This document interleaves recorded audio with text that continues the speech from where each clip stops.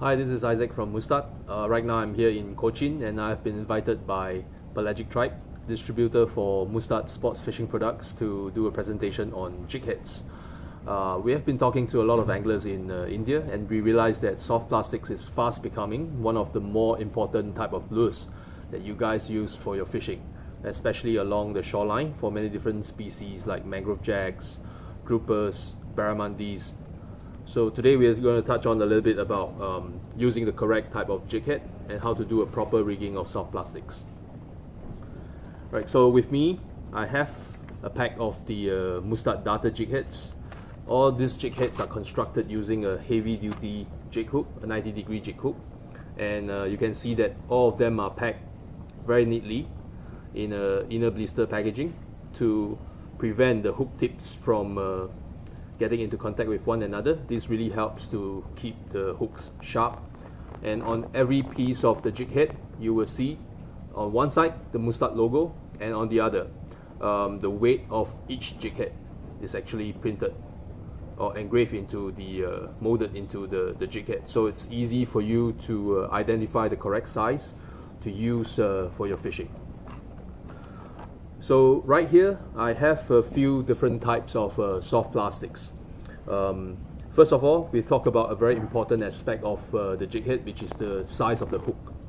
So for rigging up, you would want to use the correct size jig head, including the hook size, to make sure that you have a soft plastic that swims naturally in the water. So right here we have with us a 3-inch Z-Man soft plastic, paddle tail soft plastic. This is actually made of TPE. Okay, so it's a thermoplastic elastomer, and you can see that it's very stretchy. It doesn't tear easily. But when we are rigging up a soft plastic made of TPE, there is increased resistance when we are trying to penetrate the hook into the soft plastic. So for easy rigging up, the brand has actually created a line on the back of the soft plastic. You can actually see the dorsal fin over here, and in the middle is actually a good gauge of how or where the hook point actually comes out.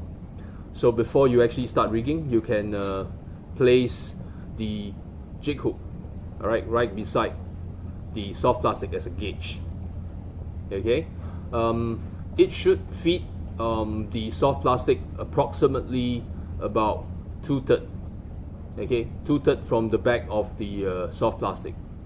So the entry point will be somewhere in the middle of the cross section of the face of the soft plastic shad. As we go into the middle of the soft plastic shad, it's important that we do it slowly to maintain the same plane. You don't want the hook to start tilting left or rightwards, else you will have the hook puncturing the side of the soft plastic. You want to keep it in the same plane. And as you rig up, you slowly turn the soft plastic. Alright, so when we actually place the jig head alongside the soft plastic, you will have already identified the exit point. Okay, the exit point of the hook. So once we put the hook into the soft plastic, we will slowly turn. Okay, and where the hook approximately engages the exit point, we make a gradual turn in the soft plastic, and this is how it looks like. Okay, but because TPE is a very rigid material, it makes it hard for the soft plastic, okay, to be rigged in perfectly. So this is where the challenging part is. Alright, you have to give it a forceful push. Okay, a forceful push. Pull it against the jig head. Okay, so that the collar of the jig head, which is actually a lead molded material, actually gets into position. It flushes nicely with the jig head. So the end product, okay, you should have a soft plastic that is flushed nicely with the jig head, and it creates a very natural swimming action. Okay, you would want to be cautious not to have the hook embed too far back, because one, it reaches the wrist of the tail, All right, this is going to affect the natural swimming action of the soft plastic. So that's the 3-inch for you. Okay, so for a smaller 2.5-inch soft plastic, you would want to choose a jig head that's smaller, both in weight and of course in hook size. Okay, so what I have here with me is a 3.5-inch, sorry, a 3.5 gram, I beg your pardon, a 3.5 gram jig head with a size 1/0 hook. And you can see the exit point, or where the hook actually comes out from the soft plastic, is approximately the same as where you will see here. Okay, so you want a matching size both in terms of hook and the weight of the jig head. Alright, the reason why you want the weight to be matching, because if you have a jig head that's too heavy as compared to the size of your soft plastic, it will weigh down on the soft plastic, making it look very unnatural. That means the sink rate of the soft plastic will be increased very quickly, so it plunges all the way to the bottom, and that will not be a good imitation of the natural swimming action of the soft plastic. But then again, of course, you would need a jig head that actually matches the water current. So if the water is flowing very quickly, you would want a slightly bigger jig head to get down to the bottom quickly. And the converse is true. If you don't have a very strong current, you would want a lighter jig head that falls through the column of water slowly and gradually, so you have a more natural presentation and have a higher chance of seeking out any fishes that may be at the different depths of the column. Okay. So a general rule of thumb, using the Z-Man soft plastic as a standard, a 2.5-inch soft plastic, you can either use a 1/0 or 2/0 hook, and as you increase in size up to 3-inch, that would probably be a 3/0, and if you want to target bigger fishes, stronger fishes, you might want to use a 4/0. So for a 4-inch soft plastic, it will be a 4/0 or a 5/0 hook. So you just have to gauge accordingly the type of soft plastic that you are using and matching the correct size hook onto them. A little bit about the shape of the jig head.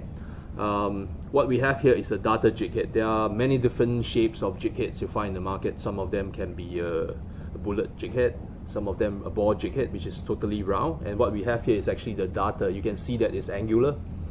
So what it really does is the shape increases the casting distance of the jig head because it's aerodynamic, and you can actually impart some action, especially when you are using not paddle tails. These are paddle tails. If you are using jerk baits with a sharp pointy tail and you need to send the bait down, the soft plastic down quickly into the depths, that's when you use a jerk bait, and you can actually impart action to the jerk bait more easily if you're using a darter jig head, because you can see that it's pointy, and just by working the tip of the rod, by twitching it, you can actually impart action to the jerk bait. So this is actually a very versatile shape in terms of jig head that you can use. To touch on a little bit of the aftercare of the jig heads. So especially in India, you have a very long coastline, so I would imagine a lot of you will be using the jig heads in saltwater conditions. So for saltwater conditions, of course, these are all made using very sharp carbon hooks. There's a chance of corrosion, especially after the protective barrier of the coating on the jig head is being removed. Be it knocks on the rocks, or if they get bitten off by fishes, there's a very high chance that parts of it will start corroding, especially near the hook points. So as a general rule of thumb, after using your jig heads in salt water, it is always good that you give them a good rinse in fresh water to wash out any salt residues that may be sitting on your hooks. And also, how do you know when is the right time to switch to a new jig head? You can either test the hook point, okay, to see if it's still sharp and whether it needs a replacement. And another sign of aging in jig heads is that the lead actually starts to turn white after prolonged usage in salt water. This is because the lead that we use on the jig heads, they are not pure lead. All right, pure lead will be too soft, and if you cast your jig head against rocks, or when you're working it underwater and it hits the rocks, this will start changing. It will start deforming because it's too soft. That's why we have to introduce impurities in the lead when we cast jig heads. And these impurities, these metals, actually get in contact with salt water, and they too get oxidized after a while. So if you see that the lead on your jig heads are starting to turn white, that's a good indication that they have been used for a long time now. So it's important that you check for any signs of corrosion on the hooks and on the rings, because sometimes when you are fighting a fish and there are already signs of corrosion on the hook, there's a chance that the hook may break. So this is one aspect that you need to take care of when you are using your jig